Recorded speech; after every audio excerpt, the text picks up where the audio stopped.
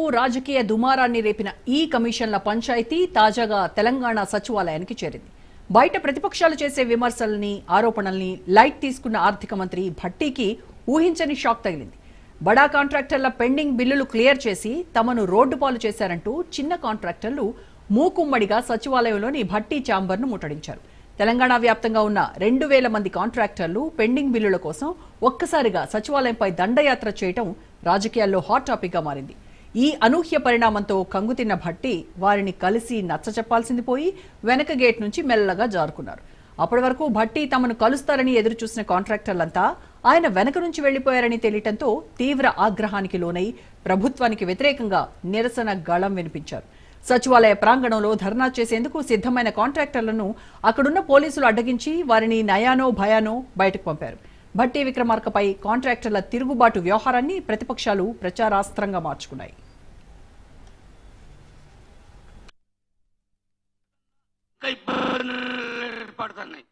కాంగ్రెస్ ప్రభుత్వం వస్తే మనం మంచిగా మన బిల్లులు వస్తాయని చాలా ఆశపడ్డాం. అందరు కాంట్రాక్టర్లు, అన్ని డిపార్ట్మెంట్, కానీ ఇంతవరకు ఒక్క రూపాయి రాలేదు, ఏమి రాలేదు. నా వాళ్ళు ఏమనుకున్నా పర్వాలేదు, కాంగ్రెస్ ప్రభుత్వంకు మేము మద్దతు ఇచ్చినాం. ఎందుకు? మా కాంట్రాక్టర్లు అందరూ బాగుపడతారు. ఒక్కొక్క కాంట్రాక్టర్ ఎంబడి దగ్గర 100 మంది 150 మంది 50 మంది కార్మికులు ఉంటే 100 కార్మికులు ఒక్క కాంట్రాక్టర్ ఎంబడి బతుకుతారు. వాళ్ళు కాంట్రాక్టర్ ఇస్తేనే వాళ్ళ పుట్ట వెళ్తుంది, వాళ్ళు ఉపాధి కలుగుతుంది. వాళ్ళు రోడ్డు మీద పడ్డారు, మేము రోడ్డు మీద పడ్డాం.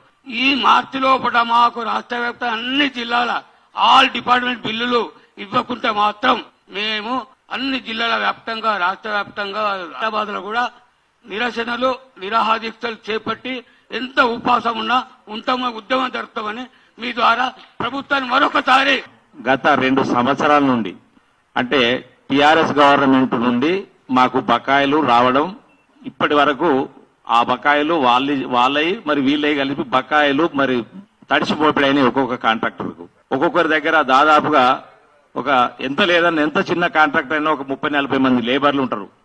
ఆ లేబర్లను వాళ్లకు ఏ సాధక బాధలైనా మేమే తీర్చాలి. మాకు బిల్లులు రాకున్నా కాంట్రాక్టర్ జేబు నుంచి మరి ఏదైనా భూమి ఉంటే భూమి కుదబెట్టి, ఇల్లుంటే ఇల్లు కుదబెట్టి అప్పులు తీసుకొచ్చి ఆ లేబర్ను, డ్రైవర్లను, సూపర్వైజర్లను వాళ్ళందరినీ సాధక బాధలు వాళ్ళకి ఏది వచ్చినా మేమే ఆదుకోవాలి. మరి మమ్మల్ని ఆదుకోవాలటానికి మేము యొక్క గవర్నమెంట్ ఎన్నిసార్లు ఎంతమంది ఎమ్మెల్యే దగ్గరికి పోయినా, మినిస్టర్ దగ్గరికి పోయినా ఒక్కరు కూడా మాకు అపాయింట్మెంట్ ఇవ్వరు, మా పైసల గురించి మాట్లాడరు. ఒక గవర్నమెంట్ తెచ్చుకుంటే కూడా మాకు వీళ్ళు చేసింది ఏం లేదు, మేము వాళ్ళకి ఏం చేసినామో వాళ్ళకి తెలిసింది కూడా లేదు. ఇప్పుడు చేస్తున్న గవర్నమెంట్ ఏంటి, మంచి ఏంటిది మనం చేసేది? స్పెషల్ చీఫ్ సెక్రటరీ రామకృష్ణరావు ఉన్నారు, ఆయన చేతుల మీదుగా నడుస్తుంది.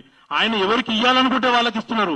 ఈ గవర్నమెంట్ ఎలాంటి పట్టింపు లేదు, పట్టించుకోవడం. దీనికి అంతటికీ కారణం రామకృష్ణరావు అని నేను అంటున్నాను. నేను ఆయన మీద ఫిర్యాదు చేస్తున్నాను. రామకృష్ణరావు మీద ఆయన 4-5 సార్లు ముఖ్యమంత్రి గారిని వెళ్ళి కలిశాను, భట్టి గారిని వెళ్ళి కలిశాను. వాళ్ళు మా ప్రతినిధుల ముందే చెప్పిండ్రు, రామకృష్ణరావు వీళ్ళ చిన్న కాంట్రాక్ట్ పేమెంట్ ఇవ్వండి, 10 లక్షల లోపల పేమెంట్ ఇవ్వండి అని చెప్పినాను, మా ముందే చెప్పినారు. కానీ ఇంతవరకు రామకృష్ణరావు కలిసి గత సంవత్సరం 2024 దసరా లోపు కలిసి రామకృష్ణరావు కలిస్తే దసరా లోపు మీకు పేమెంట్ చేస్తామన్న వ్యక్తి దసరా పోయింది, దీపావళి పోయింది, సంక్రాంతి పోయింది, కొత్త సంవత్సరం కూడా వచ్చింది. ఇంతవరకు కూడా ₹1 పేమెంట్ మన చిన్న కాంట్రాక్టులకు ఇవ్వలేదు. ఓన్లీ 10 లక్షల లోపల ఉన్న కాంట్రాక్టులు మన స్టేట్ మొత్తం మీద 6,000 మంది ఉన్నాం. జిల్లాకు 200 మంది చొప్పున యావరేజ్ గా ఉన్నాము. 6,000 రూపాయలు ఆయన బిల్స్ రిలీజ్ చేసినారు. ఒక్కసారి బిల్లు రిలీజ్ చేస్తే 50 కోట్లు, 100 కోట్లు, 150 కోట్లు, 200. కానీ మన చిన్న బిల్లుల జోలికి పోవడం లేదు. నెలకు ఒక 100 కోట్లు శాంక్షన్ చేసిన, 100 కోట్లు రిలీజ్ చేసిన మన చిన్న కాంట్రాక్ట్ 6,000 మందికి లాభపడతారు. ఈ 6,000 మంది రోడ్డు మీద పడి ఉన్నారు. 6,000 మందితో పాటు 6,000 మందికి పనిచేసిన లేబర్ గాని, కాంట్రాక్టర్లు గాని, సబ్ కాంట్రాక్టర్లు గాని దాదాపు ఒక 10,000 మంది ఉన్నారు. 16,000 మంది అందాదా అంచనా. ఇంతవరకు కూడా ఎన్నిసార్లు మురబెట్టుకున్నా, ఎన్నిసార్లు తిరిగినా, రేవంత్ రెడ్డి దగ్గరికి వెళ్ళినా టైం ఇవ్వరు, బట్టి దగ్గరికి వెళ్తే చేస్తామంటారు. ఇంతవరకు చేయలేదు. ఇంత దూరం నుంచి మనం ఎన్ని జిల్లాల్లో ఇంత దూరం వచ్చినామంటే మనకి ఎంత బాధ ఉంటే వచ్చినాం. దయచేసి మా బిల్లులు ఇప్పియండి. ఎందుకు బిల్లులు జంప్ అవుతున్నాయి? సీరియల్ నంబర్ తో పేమెంట్లు ఇవ్వాలి. సీరియల్ నంబర్ 15 ఉంటే 25కు 2 కోట్లు పేమెంట్ అవుతుంది. 1 నుంచి 24 వరకు ఉన్న ₹1 కూడా పేమెంట్ కాదు. దీని వెనుక కారణం ఏమిటిది? ఎన్నిసార్లు ప్రధాన కార్యదర్శికి కలిసినా, మన మిత్రులు సోదరులు చెప్పినట్టు రామకృష్ణరావు గారు కలిసినా, భట్టి గారు కలిసినాము, కోమటిరెడ్డి వెంకటరెడ్డి గారు కలిసినాము, ఎవరికి కలిసినా లేదు. కోమటిరెడ్డి వెంకటరెడ్డి గారు వస్తున్నారని సారి రోడ్లు కానీ ప్రతి ముఖ్యమంత్రి వచ్చినప్పుడు, రేవంత్ రెడ్డి వచ్చినప్పుడు కానీ మా చిన్నోళ్ళే డే అండ్ నైట్ పని చేస్తున్నారు. ఎలాంటి పేమెంట్ జరగట్లేదు. ఎందుకు జంప్ అయి పేమెంట్లు ఇస్తున్నారు? సీరియల్ తో ఇవ్వండి. మినిమం 10 లక్షల వరకు పేమెంట్ దసరాకి ఇస్తామన్నారు. దసరా పోయి మళ్ళీ దసరా వచ్చేటట్టుంది కానీ ₹1 ఒక కాంట్రాక్టర్ సింగిల్ పైసా పేమెంట్ కాలేదు. దీని వెనుక కారణం ఏమిటిది? మాకు దయచేసి పేమెంట్లు ఇప్పించగలరని మా యొక్క ప్రార్థన. ఒక బిల్లులు 1 కోటి 2 కోట్లు 5 కోట్ల వరకే ఈ మామూలు కాంట్రాక్టర్లు 10 కోట్ల లోపే వర్క్ చేసే వాళ్ళు ఉన్నారు ఎక్కువ మంది. బడా కాంట్రాక్టర్లు ఏళ్ల మీద లెక్క పెడితే 2, 3, 4 ఉన్నారు. ఈ కాంగ్రెస్ ప్రభుత్వం వచ్చిన తర్వాత 150, 500 కోట్లు 800 కోట్లు రిలీజ్ అవుతున్నాయి. ఈ రోడ్ల మీద ఉన్న చిన్న చిన్న కాంట్రాక్టర్లు అంతా వీళ్లే కదా మిమ్మల్ని కావాలని కాంగ్రెస్ మార్పిడి తెచ్చుకున్న కాంట్రాక్టర్లు. మరి అయ్యా సీఎం గారు మీరు ఒక్కసారి దృష్టి పెట్టలేదా సార్? మీరు దృష్టి పెడితే వీళ్ళంతా బాగుపడతారు కదా. అదే విధంగా మాకు ఈఎండి అంటే ఏంటిది? ఎఫ్ఎస్డి అంటే ఏంటిది? Contractor deposit fund. Contractor deposit fund కోసానికి సెక్రటరియట్ చుట్టూ సంవత్సరం నుంచి తిరుగుతున్న కాంట్రాక్టర్లు ఉన్నారు, హెచ్ఆర్లు. రామకృష్ణ సార్ దగ్గరికి పోయి అడిగితే, సార్ మీరు బట్టి సార్ దగ్గరికి వెళ్తే కనుక ఆయన ఇనిషియలేస్తే మీ ఈఎండి కొడతా అంటున్నారు. మా డిపాజిట్ జమ చేసిన డబ్బులకు సార్ దగ్గరికి వెళ్తే మీకు డబ్బులు వస్తాయి ఎల్లు అంటారు. అదేంటి సార్ మీరు ఒక ఫైనాన్స్ సెక్రటరీ కదా, మీరు ఒక పెద్ద హోదాలో కూర్చున్నారు కదా సార్, మేము డిపాజిట్లకు మేము మంత్రి గారి దగ్గరికి వెళ్తామని అంటే, లేదండి మీ మంత్రి గారు ఇండాజ్మెంట్ చేస్తేనే ఈఎండీలైనా డిపాజిట్లైనా బిల్లులైనా ఏదైనా మీరు మా మంత్రి గారి దగ్గరికి వెళ్ళాల్సిందే అని వాళ్ళ అనడం జరుగుతుంది. అదే విధంగా ఇప్పుడు సంవత్సరం నుంచి మేము అంతా తిరుగుతా ఉన్నాము. దయచేసి మిత్రులారా మీరందరూ కాంట్రాక్టర్ అంతా గమనించి మనకొక కాంట్రాక్టర్లకు 31 లోపు పెండింగ్ బిల్లులన్నీ కొడితే ఒక బడా కాంట్రాక్టర్ కొట్టే బిల్లు అంతా లేవు. దయచేసి గవర్నమెంట్ కు తల వంచి నమస్కారం చేసి మా కాంట్రాక్టర్లందరికీ బిల్లులు ఇప్పవలసిందిగా కోరుకుంటూ, మనం అందరం క్యాపిటల్ హెడ్స్ లో పనిచేసినాం. క్యాపిటల్ హెడ్స్ లో పనిచేస్తే ఏమైందండి? 18% జీఎస్టీ వస్తుంది. ఇవాళ నీ దగ్గర ఉన్న పేమెంట్లు 20,000 కోట్లు, నువ్వు ఇవాళ పేమెంట్ ఇస్తే ఇక్కడ పొద్దున 3,000 కోట్ల రూపాయలు జీఎస్టీ వస్తుంది. అందులో 2,000 కోట్ల రూపాయలు ఇన్కమ్ ట్యాక్స్ వస్తుంది. వీకే return 50% of the tax, all taxes లో లేబర్ కి ఇచ్చిన పేమెంట్ల ట్యాక్స్ వసూలవుతుంది, మనకిచ్చిన దాంట్లో అవుతుంది, కిరాణా కొట్టు దగ్గర అవుతుంది. Every moment it will be converted as a tax. 50% ఆయనకే పోతుంది వచ్చిన పేమెంట్లలో. అది ఆపుకొని కూర్చొని నేను ఎవరికో ఇస్తా ఏమో చేస్తా అంటే ఏం చేస్తాం మనం? ఏం చేయగలుగుతావు? నువ్వు ఇచ్చేదంతా 3,000 కోట్లు. ఆగండి సార్, ఈ సబ్జెక్ట్ ఉట్టిగా మనం ఏదో రిక్వెస్ట్ ఏం లేదు ఇలా. నువ్వు నా ఇవాళ 10,000 కోట్ల పెండింగ్ పేమెంట్స్ ఉంటే 5,000 కోట్లు నీకు విత్ ఇన్ ద 1 month లో తిరిగి వాపస్ వస్తుంది. నువ్వు ఇవ్వాల్సిందంత నీకు ఎందుకు మర్చిపోతున్నావు? ఆ లాజిక్ బెగ్గింగ్ చేస్తున్నావా? ఇవాళ మేము వీఆర్ పేయింగ్ 12% ఇంట్రెస్ట్, 12% బ్యాంకులకు ఇంట్రెస్ట్ పే చేస్తున్నామండి గత 3 సంవత్సరాల నుంచి పేమెంట్లకి. ఎవరు పే చేస్తారు? తెలియదా రామకృష్ణారావు గారికి? ఎగ్జిక్యూటివ్ బాడీలో is the principal secretary. Common sense గా ఆలోచించాలి కదా. అరే వాడు ఎక్కడికి పోతున్నారు? అది భట్టి గారికి చెప్పాలా మనం? ఆయన మంత్రి, ఆయన ఫైనాన్స్ మినిస్టర్ అండి. నీ దాంట్లో ఇన్వాల్వ్ కావడానికి నువ్వు ఎగ్జిక్యూటివ్ బాడీ. నువ్వు ఈ రోజు కూడా 1000 కోట్లకు నువ్వు నోటిఫికేషన్ ఇచ్చినావు. 1000 కోట్లు కావాలి నాకని చెప్పి ఆర్బీఐలో నోటిఫికేషన్ ఇష్యూ చేసినావు. 1000 కోట్లకు ఏమి ఇంట్రెస్ట్ పే చేస్తున్నావు? నువ్వు ఇవ్వాల్సిన ఆ ఇంట్రెస్ట్ పే. కామన్ సెన్స్ ఉపయోగించకుండా న్యూ సెన్స్ క్రియేట్ అవుతున్నదండి భట్టి గారు, లేకపోతే ముఖ్యమంత్రి గారు.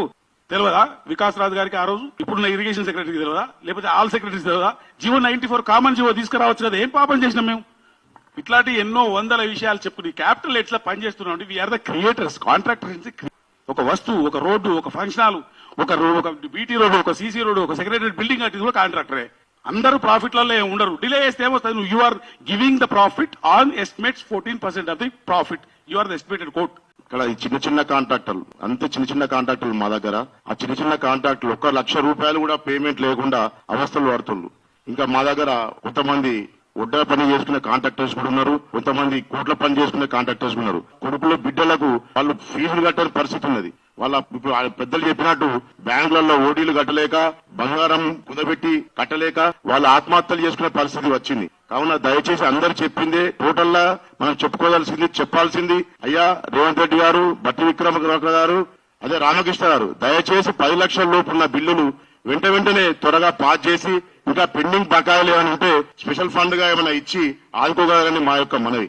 వీటన్నిటికీ గౌరవ ముఖ్యమంత్రి గారు స్పందించి వారి యొక్క అవసరాల నిమిత్తం 10 లక్షల వరకు ఉన్న బిల్స్ అన్ని తొందరగా చెల్లించగలరని ఫైనాన్స్ మినిస్టర్ గారిని, రేవంత్ రెడ్డి గారిని, రామకృష్ణారావు గారిని, ఈ చిన్న కాంట్రాక్టర్లైన వాళ్ళు చాలా ఇబ్బందులకు గురి కావడం జరుగుతుంది. సోదర కాంట్రాక్టర్ ఇంతకుముందు చెప్పినట్లు ఈఎండి ఎఫ్ఎస్డి కూడా పైరో చేసుకునే స్థితికి దిగజారింది ప్రభుత్వం అంటే సిగ్గుచేటు. మేము కట్టిన ఈఎండి, ఎర్నెస్ట్ మనీ డిపాజిట్, ధారావత్తు, మా ఎఫ్ఎస్డి, మా డబ్బులు మాకు ఇవ్వని కూడా ఇవ్వలేని పరిస్థితిలో ఉందంటే ఈ ప్రభుత్వాన్ని ఏమనాలో సోదర కాంట్రాక్టర్లు అందరూ అర్థం చేసుకోవాలని ఈ ఐకమత్యం అనేది ఇలాగే ఉండి అన్ని జిల్లాలకు వెళ్ళి కనీసము 3-4 నెలల కన్నా మన స్టేట్ ప్రెసిడెంట్ గారు శంకరయ్య గారు వారి ఆధ్వర్యంలో సమావేశపరిచి ఒక తాటి మీద నడిపించగలరని ఆ యొక్క కోరిక. మేము చేసే ఒక రోడ్ లో, మేము కట్టిన ఒక బిల్డింగ్ లో, మేము చేసే ఒక నీటిపారుదలలో మీరు తాగే నీళ్లలో కాంట్రాక్ట్ వ్యవస్థ ఉన్నది. చివరికి చచ్చిపోయిన శవంలో కూడా కాంట్రాక్ట్ వ్యవస్థ ఉన్నది. మా యందు దయతలంచి మేము చిన్న కాంట్రాక్టులను ప్రతి ప్రగతిలో, ప్రతి అభివృద్ధిలో, తెలంగాణ కాంట్రాక్టులో ప్రతి విభాగంలో ఉన్నాం. మున్సిపల్ తీసుకోండి, పిఆర్ఐ తీసుకోండి, ఆర్డబ్ల్యూ తీసుకోండి, ఎనీ వన్ డిపార్ట్మెంట్ల కాంట్రాక్టులు మేము అందరు ఉన్నాం. పెద్ద కాంట్రాక్టులు మీకు ఎవరు కనబడరు. ఇవాళ దోసుకున్నది వెళ్ళిపోయారు తెలంగాణ నుంచి. కానీ మిగిలిపోయిన కాంట్రాక్టర్ల మేమే ఆవేశంతో